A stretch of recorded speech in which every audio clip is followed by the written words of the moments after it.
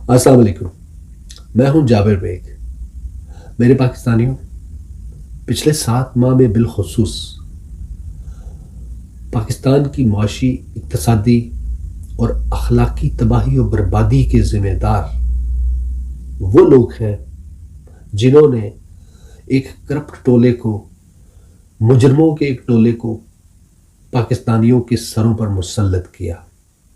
और वो लोग बदकिस्मती से कि जिन्हें हम हमेशा से अपने मुहाफ़िज़ समझते रहे, वो पिछले कई माह से दूसरों की गंदी, घटिया, नाज़ेबा और बद अखलाकी पर मबनी फेक ऑडियोज़ और वीडियोज़ बनाने में लगे रहे।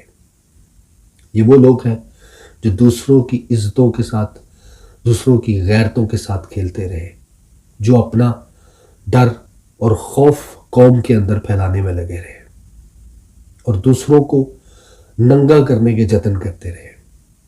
वो अल्लाह की पकड़ में ऐसे आए हैं कि खुद पूरी कौम और पूरी दुनिया के सामने नंगे होकर रह गए। यहां से एक बात साबित होती है, जो दुनिया का सबसे बड़ा सच है, वो ये है कि हमारी जिंदगियों, हमारी मौत और हमारी इज्जतों का मुहाफ़िज़ सिर्फ और सिर्फ अल्लाह पाक है। पाकिस्तान जिंदाबाद।